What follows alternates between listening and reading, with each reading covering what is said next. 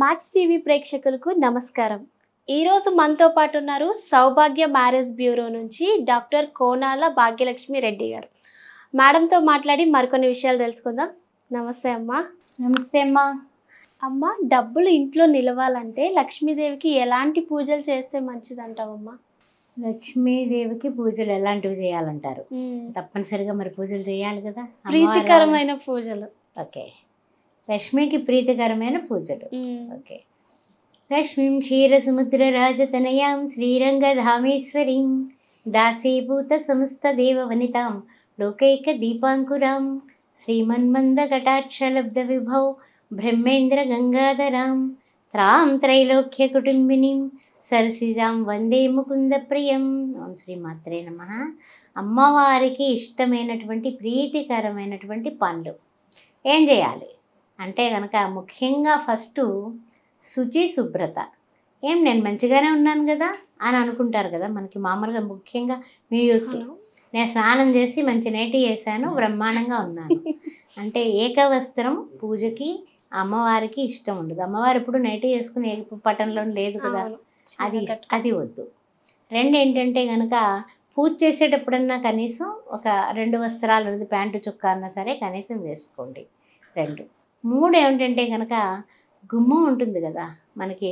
ఎలాగంటే కనుక ఇంటి గుమ్మం అంటే ఫస్ట్ మన సింహద్వారం, అపార్ట్మెంట్లో ఉండు, రూమ్లో ఉండు, ఎక్కడున్నా ఒక గుమ్మం ఉంటుంది. వెనక గుమ్మం ఒకటి ఉంటుంది, వెనక కానీ బాల్కనీకి కానీ ఏదో ఒక గుమ్మం ఉంటుంది. 2 గుమ్మాలని కూడా పసుపు రాసి బొట్లు కనీసం మంగళవారం శుక్రవారం రోజు పెట్టమంటే నన్ను కొడతారు, అందుకని మంగళవారం శుక్రవారం అన్నా పెట్టండి. పెట్టి గడపని పసుపుతోటి బొట్లతోటి చక్కగా అలంకరించి పువ్వు పెట్టి ఆ గౌరీమాతని, గడప గౌరీదేవిని గండాలు రాకుండా చూడమ్మా ఓ మహాలక్ష్మి తల్లి, నీవే నాకు శుభప్రదం, నిన్ను దాటి నేను లోపలికి రావాలి, నిన్ను దాటి నేను బయటకు వెళ్ళాలి, లాభంగా వెళ్ళండి, క్షేమంగా రండి అంటూ ఉంటారు కదా.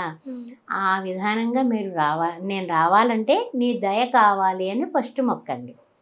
సరే, అక్కడికి 1, 2 అయిపోయాయి. ఇక 3వది ఇంటి లోపల పసుపు ఉప్పు వేసినటువంటి తడిబట్ట తప్పనిసరిగా వారానికి కనీసం 4 సార్లన్నా పెట్టుకోండి. 3 రోజులు బద్దకిచ్చినా 4 రోజులన్నా పెట్టండి. దానివల్ల నెగటివ్ డస్ట్, ఆ తర్వాత ఇంక లేనిపోయిన ఆలోచనలు, తర్వాత ఎవరెవరో వస్తూ ఉంటారు వెళ్తూ ఉంటారు మన ఇంటికి, వాళ్ళతో కూడా తీసుకొచ్చినవి అవన్నీ కూడా పోతాయి, నెగటివ్ ఎనర్జీస్ పోతాయి. 3 అంటే లక్ష్మీదేవి మరి రావాలి కదా మన ఇంట్లో, తిష్ట వేసి కూర్చోవాలి, ఆవిడకి ప్రీతికరమైన పనులు.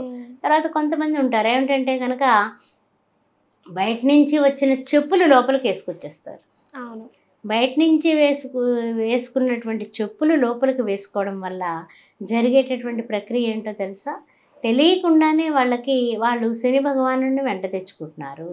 అది లోపలికి రాగానే మనకి లేనిపోయిన తలకాయ నొప్పులు, గొడవలు, చికాకులు, దారిద్ర్యం పట్టుకుంటుంది.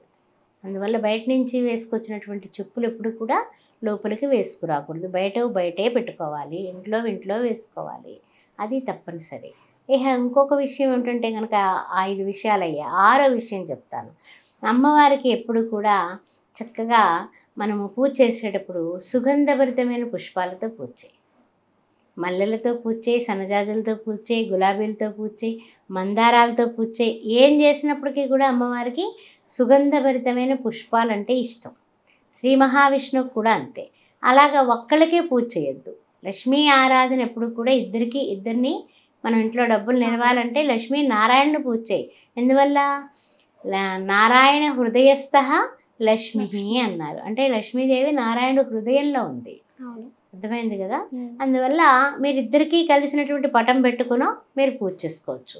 తర్వాత ఏదైనా విగ్రహాలతో పూజ చేయాలంటే కనుక వెంకటేశ్వర స్వామి విగ్రహం అని అలవేలు మంగతో ఉన్నది, అది పెద్ద పెద్ద విగ్రహాలు పెట్టుకుంటే కుదరదు.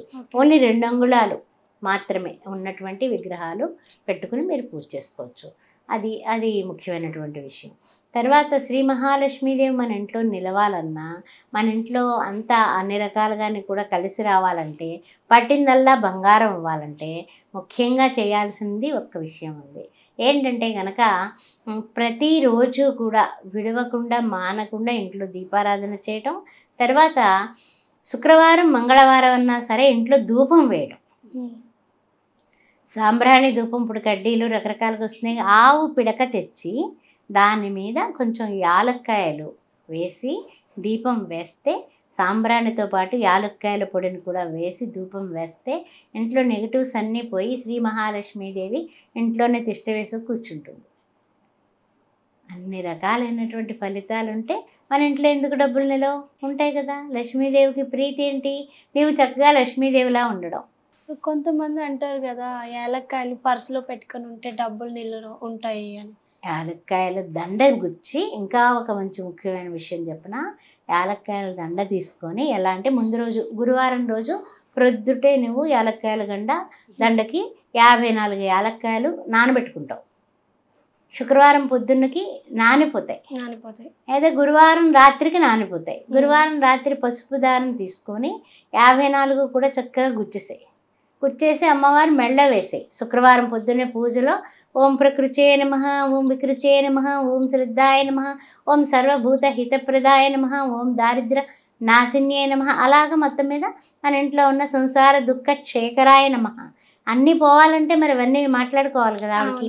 ఇవన్నీ చేస్తూ నువ్వు అంత గొప్పదానమంటే ఇంత గొప్పదానమంటే అని చెప్పుకొని అప్పుడు విష్ణు సహస్రం కానీ విష్ణువుకు సంబంధించింది శాంతాకారం భుజగశయనం పద్మనాభం సురేశం విశ్వాధారం గగన సదృశం మేఘవర్ణం శుభాంగం లక్ష్మీకాంతం కమలనయనం యోగివృజ్జానగమ్యం వందే విష్ణుం భావభయహరం సర్వలోకైకనాథం అని మహావిష్ణువుని కూడా మీరు ప్రేమించండి.